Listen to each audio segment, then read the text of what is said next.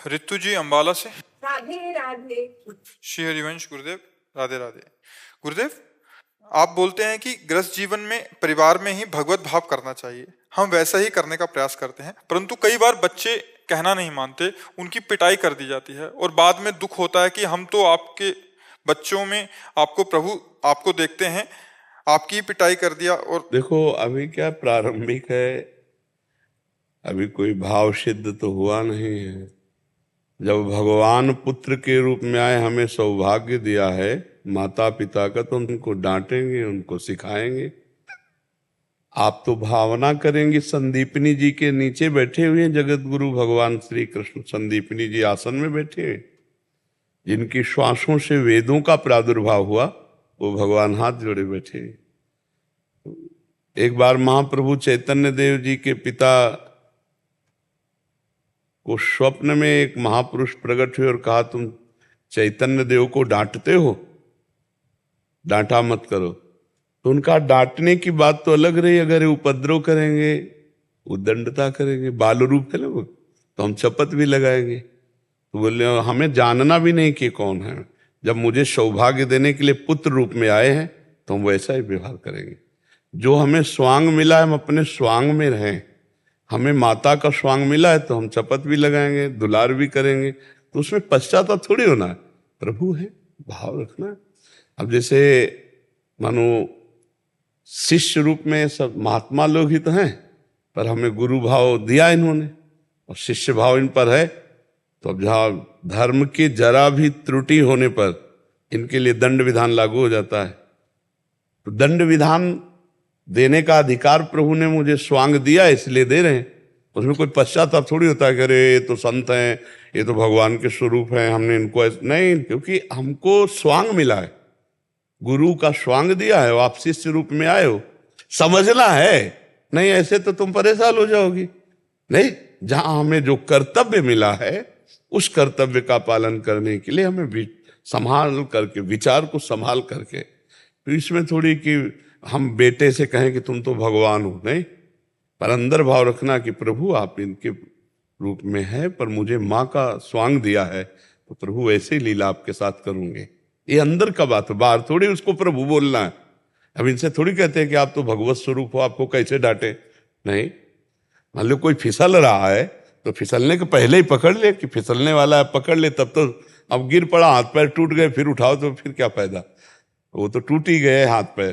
तो ऐसे ही साधक को देखा जाता है कि जरा सा फिसलन हुई, तो ऐसे माता पिता अपने पुत्र, अपने परिवार, अपने समाज, हर जगह तो हम भगवत भाव करेंगे। लेकिन हमको क्या भाव मिला ये भी तो देखना है।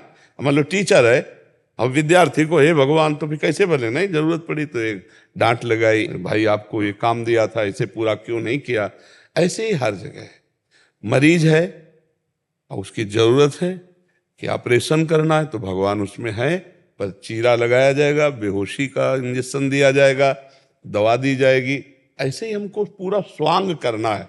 हमें जो रोल मिला है वो हम परफेक्ट निभाएं। अगर हम चूक करेंगे तो भगवत भाव ही नहीं रह पाएगा, नहीं रह पाएगा। तो हमें चूक नहीं करना, हमें जो स्वांग मिला है, जो रोल मिला है, वैसे पूरा निर्वाह करना है। नारायण कुमार जी, राधे राधे। महाराज जी, आपके चरणों में कोटि कोटि नमन। प्रभु, इन सभी युगों की, सतयुग, त्रेता, द्वापर, कलयुग अपनी महिमा है और सभी युगों में इतना पाप नहीं होता था। हम इस कलयुग में कैसे बचें? तुम थे क्या? किसका प्रश्न है? जब राम जी त्रेता युग में अवतरित हुए ना, तो ऋषियों को जैसे कोई मुर्गे की हड्डी खा खा के नहीं रख देते, ऐसे ऋषियों की हड्डी के ढेर थे। कलयुग में तो कहीं नहीं सुना होगा कि महात्मा को जिंदा आदमी खा रहा है, नहीं सुना ना। त्रेता युग में भगवान राम ने पूछा हड्डियां किनकी हैं, तो ऋषियों ने कहा जान करके अनजान की तरह पूछते हो प्रभु, ये सब ब्रह्म ऋषियों की हड्डियां राक्षसों ने खाकर जमा कर दी। क्या कहोगे अब कलयुग को? कलयुग बहुत सम्माननीय युग है, इसे तुम समझ नहीं पा रहे। और युगों में मानसिक पाप का भी दंड नरक भोगना पड़ता था। कलयुग में मानसिक पाप का दंड नहीं है, जो शरीर से करोगे उसी का है। कलिकर एक पुनीत प्रतापा, और मानस पुण्य होए और नहीं पापा। मानसिक सोच लिया, पक्का विचार किया, कि कल वृंदावन जाएंगे और 500 संतों को भोजन पवाएंगे, और आप नहीं आ पाए, तो 500 संतों को भोजन पवाने का आपके पास पुण्य एकत्रित कर दिया कलयुग ने। कलयुग समयुग आन नहीं, जो नर कर विश्वास, गाय राम गुण गण विमल, भव बिन तरहि प्रयास। कैसी बात करते हो, कलयुग के समान कोई युग ही नहीं बच्चा। जो 10-10 हजार वर्ष तपस्या करने पर बात बनती थी, वो 24 घंटे नाम कीर्तन पर करने पर बात बन जाएगी। जय हो कलयुग की। कैसी बात करते हो बच्चा। जब हम पापाचरण करते हैं तो हर युग में कलयुग है, और जब हम भगवान का भजन करते हैं तो हर समय सतयुग है। अब बताओ कहाँ कलयुग है। यहां तुम्हें कलयुग दिखाई दे रहा है? तो कलयुग हिया है नहीं। हम माताओं बहनों की तरफ पाप दृष्टि से देखें तो कलयुग, हम दूसरे की धन चोरी करें तो कलयुग, हम दूसरे की हिंसा करें, मुर्गा मछली खाएं तो कलयुग, हम पापाचरण करेंगे तो कलयुग। नहीं तो कहाँ कलयुग है बच्चा। तो कलयुग यही है, मदिरा पीना, परिस्त्री गमन करना, हिंसा करना, स्वर्ण की चोरी करना, जुआ खेलना, यही तो है कलयुग के स्थान। तो उन स्थानों को मत छो, तो कलयुग है ही नहीं। क्या हर युग में ये नहीं था क्या? बहुतायत थे, बहुतायत थे, बहुतायत नहीं बहुतायत। अब तुम्हें सब शास्त्रों का ज्ञान नहीं, इसलिए तुम्हें पता ले। शराब न पिए, पराई माता बहनों की तरफ गंदी दृष्टि न करे, जुआ न खेले, मांस न खाए, हिंसा और चोरी न करे। ये 5 चीजें न करे, कलयुग एकदम तुम्हें सहयोग करेगा, कभी बाधा नहीं पहुंचाएगा। और ये 5 करोगे तो मिटिया मेट कर देगा, पक्का मिटिया मेट कर देगा। जब ब्रह्मा जी के 4 पुत्र हैं युग रूप में, सतयुग, त्रेता, द्वापर, कलयुग, तो ब्रह्मा जी ने नरकादि का सब निर्माण हुआ जब, तो सतयुग से कहा कि बेटा हमें पता है तुम्हारा स्वभाव बहुत पवित्र है, तो तुम अपने राज्य में ऐसी व्यवस्था रखना कि नरक भी बनाया है हमने। बोले पिताजी हमारे राज्य में कोई नरक जाए, असंभव। तो त्रेता से कहा तो उनका बड़े भैया जिस मार्ग में जाएंगे उसी मार्ग में, मतलब हमारे भी राज्य में कोई नरक तो बड़ा कठिन है। द्वापर से कहा तो उनका पिताजी आपकी आज्ञा पालन करने की चेष्टा करेंगे। तो कलयुग से कहा तो बोले जैसे बड़े भैया ने कहा हमारे राज्य में कोई नरक नहीं जाएगा, ऐसे हम कह रहे हैं कि हमारे राज्य में कोई बिरले स्वर्ग या परम पद प्राप्त करे, नहीं सबको हमारे राज्य में नरक हाउसफुल रहेगा। क्यों? क्योंकि मदिरा पीना इस स्वभाव बन चुका है, अपवित्रता भरी हुई। यही सब स्वागत में तो परोसा जाता है और कहा जाता है वीआईपी पार्टी हुई है। तो ये सब नरक की बातें, और ये छोड़ दो तो अभी आनंद है। आप बोलो कहाँ कलयुग किसको परेशान कर रहा है। अब आप गंदी बातें करोगे तो चाहे जो युग हो परेशानी तो आ ही जाएगी। कानून है, धर्मशास्त्र है, फिर वो आपको परेशान कर देंगे। नहीं प्रभु, वो तो बचपन से ही मम्मी पापा ने नहीं सब आदत, सब इन चीजों की आदत नहीं डाली है। तो तुम अपने दिमाग में क्या डाल लिया कलयुग के विरोध भाव। प्रभु मैं कह रहा हूँ जैसे अभी यहाँ है, तब जितनी देर यहाँ है वृंदावन में तब तक तो ये चीजें नहीं होती हैं। जैसे ही अपने काम पे पहुंचे तो गृहस्थी से भी ये चीजें प्रेशर करती हैं इधर उधर से। नहीं, हम ये कह रहे हैं बच्चा पहले समझो, जैसे बाजार लगी है तो जो चीज हमें नहीं खरीदना वो हमको परेशान करती है क्या? लगी अपनी अपनी बाजार लगी भाई, सब चीज बिक रही। अब हमको जो चीज खरीदनी हमें उस दुकान में खड़े हो जाना है। अब हम ये तो नहीं कह सकते कि पूरी बाजार हटा दी जाए, हमको तो केवल श्री जी के लिए इत्र चाहिए, तो इत्र के सिवा पूरी बाजार में नहीं, ऐसा तो नहीं हो सकता। कहीं मुर्गा भी कट रहे हैं, कहीं बकरा बिक रहा है, कहीं शराब बिक रही, कहीं तुमको क्या चाहिए?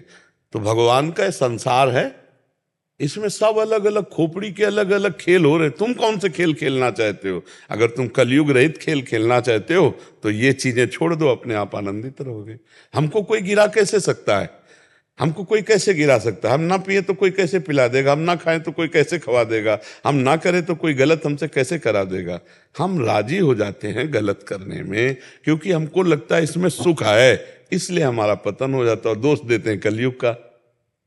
सो परत दुख पावई, सिर धुनि धुनि पछताए, काल ही कर्म ही ईश्वर ही मिथ्या दोष लगाए। नाम जप करो, गंदे आचरण मत करो, कभी कलयुग नहीं। हमें बताना कभी मिल जाए कलयुग तो।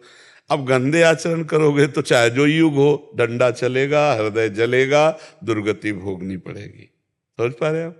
नाम जप का ऐसे कुछ बोलते हैं, ऐसा करना चाहिए, तो क्या कौन करता है आजकल? ऐसा कोई नहीं करता है। हाँ, ये तो बिल्कुल। हमें कहते हैं कि सबके सौभाग्य ऐसे नहीं है।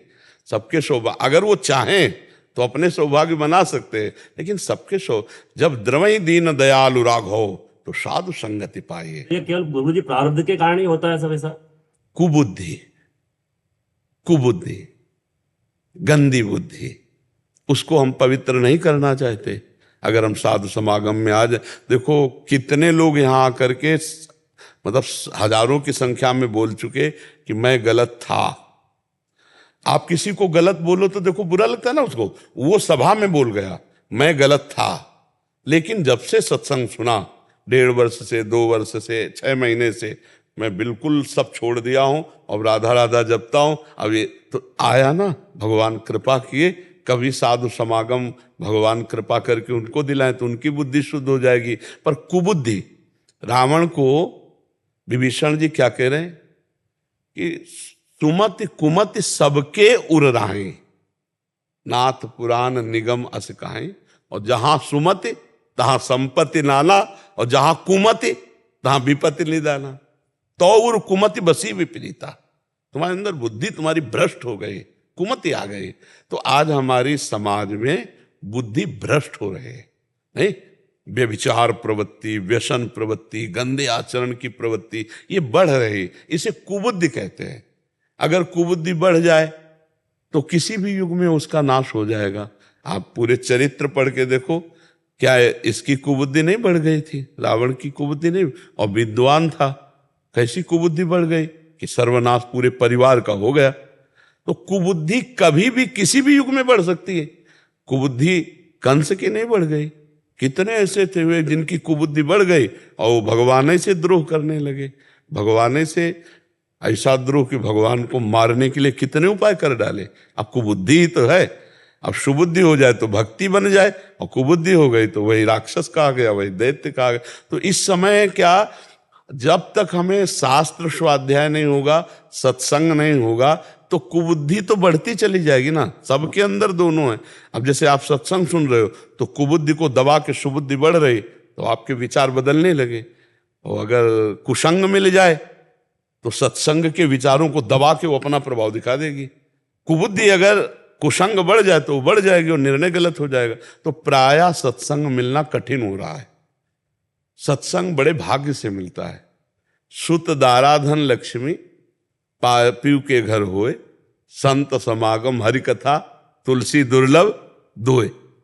भगवान के भक्तों का संग करना, भगवान की कथा नाम जप, ये दुर्लभ बातें हैं। पाप तो रुपया पैसा पुत्र परिवार, ये तो घोर पापियों के पास भी है। तो बुद्धि शुद्ध होना कठिन बात है। ये सारा खेल बुद्धि का है। जब हमारी बुद्धि भगवान से विमुख होगी तो ऐसे ही आचरण करेगी। भगवद विमुख बुद्धि कभी सत्कर्म का विचार नहीं करती, वो असत चेष्टाएं करती है। हमें तो बड़ा लगता है कि लोगों के हृदय कितने कठोर हो गए हैं। मान लो किसी माता बहन के फिर ऐसे मार देना, या उनके आभूषण आदि, अब अपने कहीं काट के देखो जरा से कैसा लगता है ऐसे। अब ऐसे पकड़ा खींचा चैन, मुंह भरा गिरी, कितना घसीटते हुए जा रहे, मतलब क्या क्या, एक कितना हृदय कठोर हो गया, कितनी कुबुद्धि आ गई। थोड़ी भी दया नहीं कि अगर ये इसकी जगह मेरी बहन होती, ये भी तो किसी की बहन है, अगर मेरी माँ होती इसके, पर वो विचार ही नहीं है। कुबुद्धि में विचार नहीं होते, सुबुद्धि में विचार होते हैं। कुबुद्धि में जो विचार भी होते हैं वो गंदे ही होते हैं। बोले गंदे विचार वाला आदमी है, उसके विचार जो होते हैं वो कुबुद्धि के द्वारा दिए हुए हैं। अब भगवान कृपा करे, सत्संग मिले, नाम जप करे तो बुद्धि पवित्र हो। बुद्धि पवित्र हो तो उसके विचार पवित्र हो, उसके आचरण पवित्र हो। तो हमारे समाज में जो कुविचार बढ़ते चले जा रहे हैं, इन्हीं को ठीक करना लक्ष्य है। ये जो सत्संग होता है, एकांतिक होता है, जो संत महात्मा जन प्रवचन करते हैं, उसका उद्देश्य यही है। अगर धन आदि का उद्देश्य न रखा जाए, वैसे केवल समाज हित के लिए किया जाए, तो ये निश्चित समाज का परिवर्तन करती है, समाज को सुबुद्धि प्रदान करती है। जी।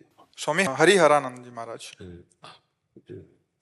महाराज जी चरणों में प्रणाम।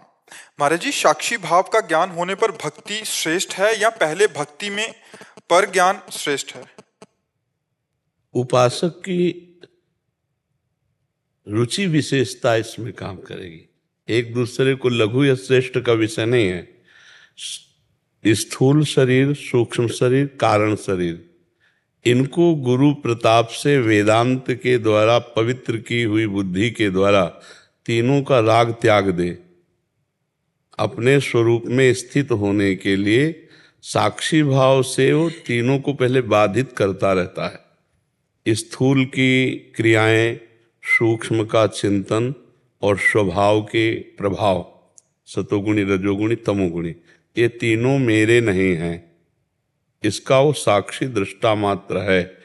अब इस भाव से धीरे धीरे धीरे धीरे चिंतन शून्य हो जाना, तो जो बचा वो अपना स्वरूप बचा। और इसी तरह भक्ति में भी है, मानी बात कि परब्रह्म परमात्मा हमारी जो आत्मा स्वरूप है वो भगवान। अब उनका नाम रूप लीला गुण चिंतन करते हुए इसमें तदात्म भाव से चिंतन, इसमें साक्षी भाव नहीं होता, भक्ति में साक्षी भाव नहीं होता, इसमें तदात्म भाव होता है। इतना तदात्म भाव होता है कि मैं का विस्मरण हो जाता है। जैसे ज्ञान में इतना आत्मस्वरूप में रति हो जाए कि समस्त तू का विस्मरण हो जाए। तू शब्द है ही नहीं सृष्टि में, केवल मैं ही मैं है। अब वो तो ब्रह्म स्वरूप में स्थित हो गया। और भक्ति में मैं का विस्मरण है, मैं कौन हूं इसका विस्मरण इतना तन्मय हो गया प्रभु में कि ब्रह्म नहीं, माया नहीं, नहीं जीव नहीं काल, अपनी ही सुधि ना रही, एक रहे नंदलाल। एक इष्टा कर, सवाल हल होगा एक में ही। अब भक्ति से शुरू हुआ, मैं का देहात्म भाव का विस्मरण हुआ, जो आत्मस्वरूप प्रभु हैं वो उसमें तन्मय हो गया। तो बच्चा तो एक ही, मैं हटा तो जिसे हम तू मानकर आराधना कर रहे थे वही परमात्मा मैं हो गया, जानत तुम्हें तुम्हें हो जाए। और भक्ति में जिस समय भगवत साक्षात्कार होता है तो दो कार्य होते हैं, भगवान से प्रेम और अपने स्वरूप का बोध एक साथ होता है। मम दर्शन फल परम अनुपा, जीव पाव निज सहज स्वरूपा। अब ज्ञान में वही जो श्री कृष्ण प्रेम है, भगवत प्रेम है, वही आत्मरति होती है। आत्मरति, गाढ़ अपने स्वरूप में प्रीति, सर्वत्र ब्रह्म भाव, वही ब्रह्म मैं। अंतःकरण की समता, अंतःकरण का चिंतन शून्य हो जाना और अपने स्वरूप में स्थित हो जाना ज्ञान का है। तो भगवान शंकराचार्य जी ने कहा स्वरूपानुसंधान भक्तिरियु गरीयसी। स्वरूपानुसंधान में भक्ति श्रेष्ठ है। तो भक्ति इसलिए श्रेष्ठ है कि बिना गुरु चरण आराधना की किसी को आज तक ब्रह्म बोध नहीं हुआ। तो जैसे हम साकार रूप भगवान श्री हरि को मानते हैं, ऐसे ही हम भावना करते हैं कि वही निराकार परम तत्व गुरुदेव के रूप में विराजमान है, जो ब्रह्मानंदम परम सुखदम केवलम ज्ञान मूर्तिम द्वंद्वातीतम गगन सदसम तत्वमस्यादिलक्षम एकम नित्यम विमल अचलम सर्वधि साक्षिभूतम भावातीतम त्रिगुण रहितम सदगुरुम तम न। तो हम सदगुरु के चरणारविंद की सेवा परिचर्या और उनके वचनों के चिंतन के प्रभाव से हम अपने स्वरूप को प्राप्त हो जाते हैं। सदगुरु आराधना जैसे सकारात्मक भाव, ऐसे सकारात्मक भाव भक्ति का आराधना है। पर दोनों में बस थोड़ा अंतर ही होता है कि इसमें प्रारंभ भेद से होता है और उस अभेद हो जाएगा इसमें भी, और उसमें प्रारंभ ही अभेद से होता है। ज्ञान मार्ग में अभेद से प्रारंभ होता है। आप समझ पा रहे हैं इसमें कोई संशय? हम तो इस भाव से चलते हैं, जब तक विचार है तब तक संसार है, और जब निर्विचार हो गए नहीं तो एक चीज ये देखना है कि साधु में संसार का विचार है कि ब्रह्म विचार है? ब्रह्म विचार। फिर संसार कहाँ है? आपसे पूछ रहे हैं, साधु का तो ब्रह्म विचारम, तो फिर संसार कहाँ है? क्या स्वप्न की सत्ता मानोगे क्या? फिर कैसे संसार की सत्ता मान रहे हो? जब तक विचार है तब तक संसार है। तो आप साधु हैं, आपकी मान्यता ब्रह्म विचार की है, तो संसार कहाँ है? इस पर विचार कीजिए, इस पर विचार कीजिए। और जब ब्रह्म विचार है तो उसके सिवा कोई है नहीं। ना सतो विद्यते भाव, ना भाव विद्यते सत्ता। असत की कभी सत्ता नहीं, सत का कभी अभाव नहीं रहा, तो आप असत को सत्ता देने वाले हैं या सत को? अगर सत को, तो उसकी सत्ता ही नहीं जिसका आप कह रहे हैं कि तब तक संसार है, उसकी सत्ता ही नहीं प्रभु। क्योंकि आप एक उच्च कोटि के महात्मा में, इसलिए आपसे अगर कोई संसारी पुरुष करता तो मोहर लगा देते हैं। हाँ, जब तक विचार है तब तक संसार है, विचार शून्य संसार रहित। लेकिन आप कोई संसारी आदमी थोड़ी हैं। आप लोगों की कृपा है, सब सोमन सरकार का आशीर्वाद हमें है। और हम जाते थे, आप एक बार हम देखा था आपको। अच्छा, सोहल में देखा था क्या? हाँ हाँ, क्या आज्ञा है, फिर क्या सेवा करें आप? खुद गुरुदेव यही आप जो है सेवा है, अब क्या है। जी। ऋचा जी सोनीपत से। राधे राधे महाराज जी। आपके चरणों में कोटि कोटि प्रणाम महाराज जी। जैसे परीक्षित जी का, नारद जी का, धुंधकारी जी का उद्धार हुआ, क्या वैसे ही मोक्ष की प्राप्ति हमें भी होगी? आपके मुखारविंद से भागवत कथा सुनने का परम सौभाग्य मिला है। मनन कितना होता है? परीक्षित जी ने एक बूंद पानी नहीं पिया, एक भी केवल अन्न नहीं पाया, और परमहंस श्री सुखदेव जी के एक एक वचनों का मनन किया तो मोक्ष को प्राप्त हो गए। धुंधकारी ने एक बूंद पानी नहीं पिया, एक केवल अन्न नहीं पाया, 7 दिन रात दिन भागवत कथा के स्मरण, तो 7 दिन में परम पद को प्राप्त हो गया। नारद जी बाल्यावस्था पूर्व जन्म की देखिए, उनकी कितना संतों की सेवा करके पूरा जीवन भजन में। फिर नारद जी तो भगवान के स्वरूप ही, भगवान के अवतार हैं। हमारा भजन कितना है, हमारा मनन कितना है, हमारा चिंतन कितना है? हम श्री परीक्षित जी की होड़ नहीं कर सकते। उनकी परीक्षित जी को गर्भ में ही भगवत साक्षात्कार हो गया था। जब अश्वस्थामा ने ब्रह्मास्त्र का संधान किया तो भगवान श्री कृष्ण गर्भस्थ शिशु परीक्षित की जब रक्षा की, तब परीक्षित जी देख रहे थे गर्भ में वो भगवान सुदर्शन चक्रधारी श्री कृष्ण को। तो ऐसे महापुरुषों से हम होड़ तो नहीं कर सकते। हाँ, उनकी चरण रज का आश्रय लेकर हम भी मोक्ष को प्राप्त हो सकते हैं। मैं ये कह रहे हैं कि हम तो सहचरी भाव के उपासक हैं, तो हमें निकुंज जाना है, उनकी सेवा करनी है, आपकी आज्ञा माननी है, तो क्या हमें भागवत कथा सुननी चाहिए? हाँ, भागवत कथा सुनने से श्री कृष्ण महिमा जागृत होगी, और जब श्री कृष्ण महिमा जागृत होगी तो लाल रंगीलो गाइए ताते प्रीति रंगीली पाइए। लालजू इतने महामहिम हमारी प्यारी जू के सामने हाथ जोड़े खड़े हैं, इस बात से हमारी छाती फूलेगी। लालजू हैं कौन, पहले पता होना चाहिए। इसीलिए प्रथम सुने भागवत भक्त मुख भगवत बानी। पहला हमारा साधन है गीता जी, भागवत जी खूब श्रवण करें, जिससे हम भगवत तत्व को जानें, तब हम प्रेम तत्व की तरफ बढ़ें। प्यारी जो प्रेम तत्व हैं, प्रेम तत्व को तभी जाना जा सकता है जब पहले भगवत तत्व को जाना जाए। अगर हम भगवत महिमा नहीं जानेंगे, भगवत तत्व नहीं जानेंगे, तो हम प्रेम कैसे जान पाएंगे? भगवत प्रेम तो तभी जानते हैं जब इतने महान भगवान हमारे प्रीतम हैं, हमारे सखा हैं, हमारे सुहृद हैं, या हमारी स्वामिनी हैं, हमारे स्वामी हैं युगल सरकार। प्रिया प्रीतम की यदि महिमा नहीं पता चली, उनके ब्रह्म स्वरूप का ज्ञान नहीं हुआ, तो फिर भक्ति में फिर रंग नहीं आएगा। ज्ञान के बाद जो विस्मरण है मैं और सबका, केवल मेरे प्रीतम, वो रसमय है। पहले द्वैत से अद्वैत और अद्वैत का प्रेमाद्वैत, ये भक्ति का स्वरूप है। ज्ञानी द्वैत से अद्वैत में स्थित होकर मोक्ष को प्राप्त हो जाता है, पर प्रेमी यहाँ टिकता नहीं है।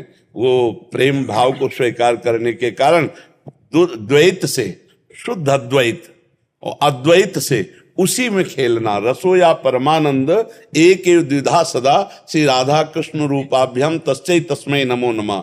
जो रसमय परमानंद में परब्रह्म परमात्मा है, जिसे वेद कहता है रसो वैसा हरिवाम लब्ध्वा, जो रस स्वरूप परमात्मा उसको जो प्राप्त होता है वो आनंदमय हो जाता है। तो वही परमात्मा खेल के लिए राधा और कृष्ण के रूप में, प्रिया प्रीतम के रूप में। तो जब तक हमें ज्ञान नहीं होगा तब तक हमें प्रिया प्रीतम में रति कैसे? बिन जाने न होए प्रतीति और बिन प्रतीत होए नहीं प्रीति। तो इसीलिए हमें भागवत सुनना चाहिए, गीता सुनना चाहिए, संतों के वचन सुनने चाहिए। अब हमारी गति जहां है उधर हम चलेंगे प्रिया प्रीतम की तरफ, तो अपने आप मोक्ष नहीं होगा। थोड़ा भी द्वैत स्वीकार करने वाले का मोक्ष नहीं होता, थोड़ा भी किंचन मात्र मोक्ष। तो प्रेमी जन मोक्ष ना प्राप्त करके भगवान के प्रेम को और भगवान के धाम सेवा आदि को प्राप्त करते हैं। और ज्ञानी जन किंचन मात्र द्वैत है ही नहीं, तो स्वीकार क्या करे? वो अद्वैत स्थिति को प्राप्त अपने स्वरूप में मुक्त हो गया। क्योंकि मुक्त था, मुक्त है, मुक्त रहेगा, केवल माना हुआ उसका जो बंधन है। जैसे महाराज जी कह रहे थे, विचार, जब तक विचार हैं तब तक जीवत तो है, तब तक जगत है। वो तो आपके लिए उत्तर दिया था, जैसे लौकिक विचार। तो जब तक विचार हैं और संसार का अस्तित्व तो है, तब तक जीवत तो है। जीवत तो है तो फिर संसारी है, वो कहाँ मुक्त कहाँ हो सकता है? तो इन्हीं विचारों को भगवद विचार में, इन्हीं विचारों को परमात्मा स्वरूप करने के लिए हम निरंतर नाम जप करें, भगवत लीला सुने, भगवत लीला कथा का गायन करें, भगवान की सेवा करें, गुरुजनों की सेवा करें, संतजनों की सेवा करें, माता पिता परिवार सास ससुर सबको भगवान का स्वरूप मान के सेवा करें, मुक्त हो जाएगा, वो भगवत स्वरूप हो जाएगा। अगर हम प्रपंच करेंगे, इधर उधर की बात करेंगे, पापाचरण करेंगे तो हृदय मलिन रहेगा, फिर हमको हमारी दुर्गति हो जाएगी। ये बात है, तो हमें खूब सुनना चाहिए। सेवकवाणी में लिखा है, श्री सुखमुख जो वचन सुनावो, तब श्री हरिवंश सुनाम कहाओ, मन सुमिरन बिसरे नहीं। हाँ, हर समय नाम सुमिरन करते रहे, भगवत कथा, ये तो हमारा जीवन है जी। निशु वर्मा मेरठ से। राधे राधे महाराज। महाराज जी आपके चरणों में कोटि कोटि प्रणाम। महाराज जी आपके श्रीमुख से सुना है कि निरंतर नाम जप के लिए हम व्यवहार में किसी से बात करते हुए उसके चेहरे पर नाम जप या नाम लिखने का प्रयास करें। श्री जी कृपा से हम प्रयास तो करते हैं, परंतु किसी गूढ़ बात पर चर्चा करते हैं तो नाम छूट जाता है, और नाम लिखने और देखने का प्रयास करते हैं तो उस बात को हम समझ नहीं पाते। महाराज जी हाँ, इसका चलो अभ्यास कैसे पुष्ट? इसको अगर उस किसका प्रश्न है, अगर उस समय हम भूल जाते हैं तो उस समय हम चर्चा क्या करते होते हैं, ये ध्यान देने का विषय है। यानी जैसे व्यापार में कोई चर्चा चलती रहती है उसकी। हाँ, व्यापार में तो जब तक हम अपने नाम जो जप कर रहे हैं या प्रभु का जो चिंतन कर रहे हैं, जो आप बताए, उससे बढ़कर कोई लाभ प्राप्ति की बात होगी तो ही भूल जाओगे, नहीं भूलोगे। आप हमारी बात पर भी ध्यान दीजिए। जब हम प्रभु से बढ़कर किसी को देखते हैं, व्यक्ति को, वस्तु को, स्थान को, तभी तो भूल गए। उससे बड़ा कोई आया, उससे बड़ा स्वाद आया, तभी तो भूल गए। मान लो हम भोजन में भूल गए प्रभु को, तो भोजन बड़ा हुआ प्रभु से। तुम्हारे हृदय में अभी भोजन का महत्व अधिक है, तभी भूल गए प्रभु को। रुपया को देखा, प्रभु को भूल गए, तो प्रभु का महत्व कम हो गया, रुपया का अधिक हो गया। जब त्रिभुवन की राज्य लक्ष्मी देने पर आधे पल के लिए भी प्रभु को ना भूले, उसे माँ भागवत कहते हैं, उसे भक्तजन कहते हैं, त्रिभुवन की राज्य लक्ष्मी। तो जब हम व्यापार की बात करें तो अंदर हमारे एक चिंतन है कि सबसे बड़े महत्व महिमा श्री भगवान के स्मरण की है, तो हम स्मरण नहीं कर पा रहे, पर अंदर ही अंदर हमारे दिमाग में जो छाया हुआ उसे भजन कहते हैं, उसे सूक्ष्म स्मृति कहते हैं। जैसे अभी आपको 10 मिनट में मथुरा पहुंचना है, अब आपसे कितने प्यार की बात करें, भगवान की बात करें, लेकिन अंदर अंदर जो आपकी घसीटन होगी मथुरा की तरफ, कब छोड़ें महाराज, मैं भागूं, कहीं हमारी ट्रेन न छूट जाए, ऐसे ऐसे भक्त का भजन होता है। जैसे 4 सखियां ब्रजवासिनी मटके के ऊपर मटका रख करके चलती हैं, बात करती हैं, एक हाथ में रस्सी बाल्टी है, और ऐसे अगर जरा से हिल जाए तो पूरा मटका नीचे आ जाएगा। तो रसखान गोविंद ने यूं भजिए जो नागरी को चित्त गागर में, वो बात कर रही, हंस रही, चल रही, लेकिन उसकी पूरी आंतरिक चित्तवृत्ति एकदम अलर्ट, सावधान। अगर खोपड़ी का जरा सा बैलेंस बिगड़ा तो सब मटकी नीचे आ जाएंगी। जैसे ड्राइवर गाड़ी चलाते हुए, बड़ा गूढ़ विषय गाड़ी चलाना है, अगर चूक गया तो खुद मरा, दूसरे को मार दिया। बात करता है, हंसता है, हो सकता है व्यसन करता हो तो बीड़ी भी पीता जा रहा है, लेकिन उसकी आंतरिक और बाह्य दृष्टि केवल अपने लक्ष्य पे है। ऐसे ही हम व्यापार करते हुए भी, युद्ध करते हुए भी, किसानी करते हुए भी हर समय भगवत भजन कर सकते हैं। माम निस्मर युद्ध च, भजन का मतलब समझते हो, आंतरिक महत्व बुद्धि। अगर आंतरिक महत्व बुद्धि भगवान और परमात्मा में है तो हम हर समय बात करते हुए भी उसी में स्थित हैं। हम चलते फिरते, खाते पीते, सोते जागते, हर समय परमात्मा में स्थित हैं। उस समय आपका महत्व व्यापार में हो गया पूरा का पूरा। तो आंतरिक की स्थिति में एक जलन होती कि नहीं कि भगवत विस्मरण हुआ, बाद में होती। तो वर्तमान में होना अगर शुरू हो जाते, स्मरण अभ्यास करते रहो, जब वर्तमान में कि छूटने ना पावे, तो हम बात भी करते रहेंगे, हमारा स्मरण भी चलता रहेगा। जैसे हम आपसे बात कर रहे हैं, लेकिन हमारा दिमाग जो है पूरा वो अपने लक्ष्य पे है, तो लक्ष्य की बात कर रहे हैं। लेकिन अगर हमें व्यापार संसार की बात करनी पड़े तो भी अंतर नहीं होगा, क्योंकि पूरा अगर हमारा प्रवचन ये सुना हो जो आप कह रहे हैं अभ्यास की बात, उसमें पूरा कि जब कभी आपके पास कोई ग्राहक आवे या कोई व्यक्ति आवे तो सबसे पहले उसमें भगवत भावना कीजिए। सुना है आपने कभी? अगर सत्संग सुनते हो तो ये सुनने को मिला होगा। मान लो ग्राहक आया तो भगवान मेरे ग्राहक के रूप में है, तो पहला हम कुछ नहीं कर रहे, प्रणाम नहीं कर रहे कुछ, लेकिन पहली दृष्टि में आया कि श्री भगवान इस रूप में, अब हम आधा घंटा उससे बात कर रहे हैं व्यापार के विषय में। इसके बाद वो चला जाता है, हमारा एक बार भी नाम जप नहीं हुआ और उस समय को हमने प्रभु के चरणों में समर्पित कर दिया। ये भजन है, ये कर्म योग है, ये कर्म समर्पण हो गया, तो वो भी भगवान की ही प्राप्ति करवाएगा। अच्छा महाराज जी, जैसे थोड़ी बहुत देर मतलब नाम नहीं चलता, जैसे वो व्यक्ति गया उसके बाद मन में ये विचार आता है कि भजन तो छूट गया, लेकिन यहाँ तक की चर्चा श्री जी के बस हो गया, हो गया, वो हो गया, वो हाँ, वो भगवत समर्पित समय हो गया। और उसका फल इसी जन्म में भी आपको देखने को मिलेगा कि हर परिस्थिति में आपका भगवत विस्मरण नहीं होगा। काम ही नारी प्यारी जिमी, लोभी जिम प्रिय दाम, वो जपता थोड़ी है। काम ही नारी, अंदर का विषय, काम ही नारी प्यारी जिम, लोभी जिम प्रिय दाम, तिमि रघुनाथ निरंतर, प्रिय लागो मोहि राम। अंदर ही अंदर ये प्रीति का वो आ जाएगा। कर्म समर्पण से हृदय पवित्र होगा और एक तार चिंतन चलता है। जैसे कहते हैं कि भगवान का चिंतन छूट जाता है। तुमने भगवान को महत्व नहीं दिया, तुमने प्रभु का महत्व नहीं रखा, इसीलिए छूट गया। नहीं, कैसे छूट सकता है? और भगवान के लिए कहा गया त्रिभुवन की राज्य लक्ष्मी देने पर भी जो आधे पल के लिए भगवान को न भूले वो भक्त। इसका मतलब अभी राम नाम की कीमत, कृष्ण नाम की कीमत, राधा नाम की कीमत हम नहीं समझ पाए, इसलिए चंद रुपए, चंद भोग, चंद लाभ के लिए हम छोड़ देते। हम एक बार बोला राधा, अब इसकी कीमत क्या? एक बार बोला राम, इसकी कीमत क्या है? विचार करके तो जब ऐसा महत्व जग जाता है तब फिर वो जबान से नहीं, रोम रोम हृदय से, हृदय में जैसे धड़कन स्वयं हो रही, ऐसे प्रफुल्लित होकर हर समय नाम, वो एक स्थिति होती है। वही स्थिति के लिए साधन बताया है कि हर कार्य के समय को भगवान को समर्पित कर दो और जरा सा विस्मरण होने पर हृदय में जलन होने लगे और भगवान का नाम फिर चलने लगे तो ये निश्चित आप जो चाहोगे प्राप्त हो जाएगा।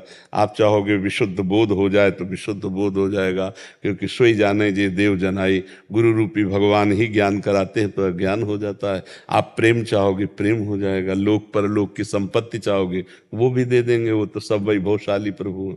नाम जप करो और ऐसे ही चलो जैसे कह रहे, बस कोई गलत आहार न हो और गलत आचरण न हो। आहार गलत हुआ तो बुद्धि भ्रष्ट हो जाएगी, गलत आचरण हुआ तो परमार्थ छूट जाएगा। पक्का समझ ले, इसलिए बहुत सावधानी से चले। पूनम जी, राधा वल्लभ श्री हरिवंश महाराज जी, आपके चरणों में कोटि कोटि प्रणाम। महाराज जी, ग्रस्त परिवार में रहते हुए मन में तरह तरह के संकल्प विकल्प चलते रहते हैं। महाराज जी, ऐसे में एक गृहस्थ का विषय नहीं है। हम ये कह रहे हैं कि सब हृदय में संकल्प विकल्प चलते रहते हैं।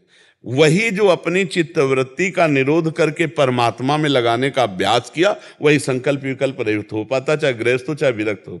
हृदय विरक्त होने से हृदय थोड़ी परिवर्तित हो जाता है, उसके लिए साधन है। मान लो हम कपड़ा परिवर्तित करके ये सोच ले कि हम विरक्त हो गए, तो हम विरक्त थोड़ी हो गए। विरक्त तो तब होगा जब संकल्प विकल्प से विरक्त होने का प्रयास किया जाए, उसका स्वरूप है भजन। तो पहली गलती तो हम ये मान लेते हैं कि हम गृहस्थ हैं। पहले बिल्कुल साधारण भाव से पहले हमें स्वीकार करना भगवान के अंश हैं, इसमें कोई त्रुटि। भगवान कह रहे ममैवांशो जीवलोके जीवभूता सनातनः मना खष्टान इंद्रियाणि प्रकृतिस्थानि करसति। भगवान कह रहे तू मेरा अंश है, सनातन अंश है, और पूर्ण परमात्मा का अंश भी पूर्ण परमात्मा स्वरूप ही होता है। जो परमात्मा है वो पूर्ण है, तो उस परमात्मा का अंश भी पूर्ण ही होगा। पूर्णमदः पूर्णमिदं पूर्णात् पूर्णमुदच्यते पूर्णस्य पूर्णमादाय पूर्णमेवा वशिष्यते। बचा क्या? पूर्ण ही बचा। परमात्मा का अंश जो है वो पूर्ण ही है। अब पहली बात तो हमने मान लिया हम गृहस्थ हैं, हम स्त्री हैं, हम पुरुष हैं, तो सवाल ही नहीं लगेगा, सवाल ही नहीं लगेगा। अगर अध्यात्म का सवाल आपको लगाना है, माया प्रपंच से मुक्त होना है, तो मान्यता पहले बदलो। ना आप स्त्री हैं, ना पुरुष हैं, ना आप गृहस्थ हैं, आप भगवान के अंश हैं। बोलो इसमें कोई समस्या? सब हैं भगवान के अंश। जानते हो ईश्वर अंश जीव अविनाशी चेतन अमल सहज सुख राशि। अब कोई समस्या हो अब आप हमें बताओ। हर समस्या का काट है मैं भगवान का हूं, मैं भगवत स्वरूप हूं, मैं स्त्री पुरुष नहीं हूं, मैं शरीर नहीं हूं, मैं प्रपंच नहीं हूं। अध्यात्म के विषय में। अब हमने पहले मान लिया हम गृहस्थी हैं, हम पहले मान लिया हम स्त्री हैं, हम पुरुष हैं। अब सवाल हल होने में बड़ी कठिनता पड़ेगी, क्योंकि अध्यात्म का सवाल यही से हल होता है। मूल जो बंधन है ये देह भाव है, देहाभिमान है। इसको काटे संस्कृति मूल, शूल प्रद नाना, सकल शोकदायक अभिमाना, ताते करें कृपा निधि दूरी, सेवक पर ममता अति भूरी। ये देहाभिमान ही सबसे बड़ा बंधन है, देह भाव ही पतन का मार्ग है। देह भाव, अब देह को मान लिया। अच्छा, आप जैसे मान लें कि हम गृहस्थी हैं, तो आपके शरीर में कपड़ा ही तो है ना, और रंग का कपड़ा है, हमारे शरीर में और रंग का कपड़ा है, आप स्वामी जी के शरीर में और रंग का कपड़ा है। और पंचभूत जो आपके हैं वही हमारे, वही इनके। आपके परिवार में 5-7 लोग रहते होंगे, हम संतों के आश्रम में हजारों की संख्या में रहते हैं। तो बात ये समझनी है कि आप एक शरीर और शरीर के 4 संबंधियों में फंस गए, और महात्मा लाखों करोड़ों लोगों का अपनापन से विस्तार किया, लेकिन सब में ब्रह्म भाव, सब में भगवत भाव, कहीं नहीं फंसा। ये सब कुछ प्रभु का है, मेरा कहीं कुछ नहीं। ये शरीर प्रभु का, ये लीला प्रभु की, ये सब का, ये सब प्रभु का है। तो जो हम भी हैं वो भी प्रभु के तो अंश, बिल्कुल सरल भाव में कह रहे, भगवद अंश है ना। अब समस्या क्या है कि हमने प्रभु को भूल करके, इसको अपना मान करके, इसके संबंधियों को अपना मानकर इतना पक्का सत्यभाव हो गया कि अगर प्रभु की बातें भी सुनते तो लगता अगर भगवान है तो कृपा करें हमारा लड़का बच्चा पर। यही भगवान की प्रचंड माया है। मैं और मोर तोर तय माया, जेह बस कीन्हे जीव निकाया। अगर ये हम बात समझ जाए तो फिर ये समस्या नहीं रहेगी कि गृहस्थी में बहुत से संकल्प विकल्प किसके नहीं होते। जो महात्मा भजन परायण है, निरंतर चित्त वृत्ति को रोककर परमात्मा में लगा रहा है, वही संकल्प विकल्प रहित है। नहीं, पूरी दुनिया, पूरी सृष्टि संकल्प विकल्प में फंसी हुई है। ये थोड़ी कि विरक्त हो गया तो संकल्प विकल्प रहित हो गया। असली विरक्त जो हो गया अंदर से, देह भाव से, क्योंकि जितने संकल्प होते हैं देह को लेकर होते हैं। खाना पीना, सोना जागना, नाम कीर्ति, यश प्रतिष्ठा, लोक परलोक, कल्याण, सब इसी को लेकर तो होते हैं। अगर इसी का राग खत्म हो जाए तो वो जीवन मुक्त है, उसको न मोक्ष की चिंता है, न उसको कल्याण की चिंता है, और न उसको शरीर की चिंता, क्योंकि जानता है शरीर प्रारब्ध के अनुसार है। जैसे सारा ब्रह्मांड चल रहा है ऐसे ये चल रहा है। अच्छा, आप क्या है कि ये समझ नहीं पा रहे। आपको लगता है कि अगर हम नहीं चलाएंगे तो फिर कैसे चलेगा परिवार। तो अच्छा बताओ, अगर अपना शरीर अभी पूरा हो जाए तो परिवार के सब भूखे मर जाएंगे क्या? नहीं मरेंगे। ऐसा नहीं होता। भगवान सबका भरण पोषण करते हैं, केवल हम अहंकार के कारण संकल्प विकल्प करके परेशान होते हैं। सच्ची वाणी है वो। अब हम कैसे तुम्हें समझाए। जैसे एक ट्रेन में आदमी दौड़ रहा था डिब्बे में, तो एक आदमी ने पूछा, भैया काहे को दौड़ रहे हो? तो उसे कहा, हमको अमुक स्टेशन जल्दी पहुंचना है। अरे बोले, ट्रेन चल रही, तू बैठ जा। ट्रेन चल रही, तू शांत बैठ जा। ऐसे यंत्रारूढ़ान मम माया, भगवान की माया के यंत्र में आरूढ़ यह आप नाच रहे, आपको समझ में नहीं आ रहा। उमादार जोशित की नाई, सबई नचावत राम गोसाई है। हाँ, सबई नचावत। जैसे पर्दे के बाहर वो कठपुतली नाचती है ना, तो अपने लोग कहते हैं हाँ बहुत अच्छा बहुत अच्छा, लेकिन वो बिल्कुल नहीं नाच रही। पर्दे के पीछे वो अंगुलियां किसी और की चल रही है, नहीं चल रही। ऐसे यंत्रारूढ़ान मम माया, सब यंत्र में आरूढ़ की तरह सब भागा घूम रहा है पूरा संसार। किससे? भगवान की माया रूपी यंत्र में। उन्हीं भगवान की शरण में हो जाओ तो संकल्प विकल्प बंद हो जाएंगे। नाम जप करने लगो, भगवान का चिंतन करो। भगवान के लिए गृहस्थ विरक्त का भेद नहीं।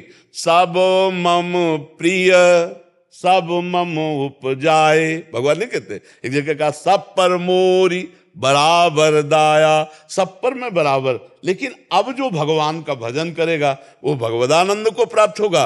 जो विषयों का संकल्प विकल्प करेगा वो दुर्गति को प्राप्त होगा। भगवान की दृष्टि में समूहम सर्वभूतेषु, वो बराबर सबसे प्यार करते हैं। तो समझ में आया किसका प्रश्न था? हाँ, तो गृहस्थी विरक्ति का भगवान की दृष्टि में भेद नहीं, वो तो अपने लोग माने बैठे हैं। इसीलिए है, बड़ा विचित्र खेल है। खूब नाम जप करो, जितना बन जाए उसी में आनंद है। कवरदारी विठ्ठल श्री ज्ञानदेव तुकाराम पंढरीनाथ भगवान की जय, ज्ञानेश्वर महाराज की जय। बैठो बैठो बैठो, एक मिनट बैठो। बहुत सुख मिला। लाओ सबको सफेद वस्त्र धारण कर सबको दे। खूब नाम, निरंतर नाम, कभी कीर्तन नाम, कभी सुमिरन नाम, कभी ध्यान का नाम।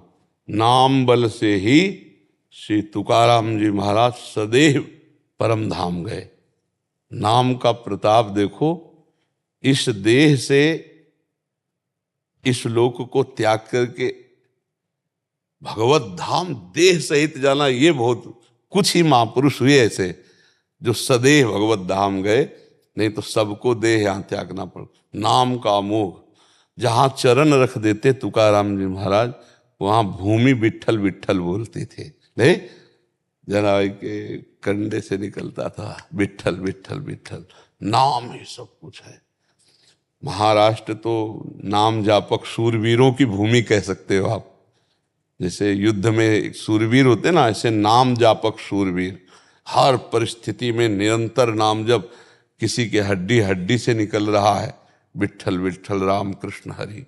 किसी के स्पर्श कर दे तो निकल रहा, जड़ पदार्थों से, जड़ वस्तुओं से भगवान नाम ईश्वरित होला। आप देखो नाम का प्रभाव यहाँ जिह्वा पे नहीं चल रहा, और वो महापुरुष जड़ वस्तुओं को छू दिए तो उससे नाम चल रहा है। नाम, धन्य है उनका जीवन जो नाम में अपने जीवन को समर्पित कर दिए। उठते बैठते चलते फिरते जिह्वा से हृदय से नाम चल रहा है, जीवन धन्य हो गया जी। महाराज जी श्री विठ्ठल भगवान का माला लाया है। बहुत बहुत बहुत बहुत कृपा, बहुत हाँ, बहुत कृपा, बहुत कृपा। लो पहला जय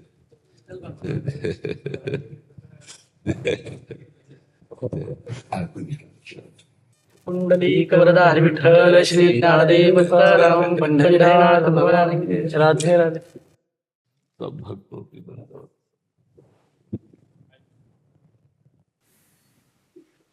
राधा राधा राधा राधा राधा राधा राधा राधा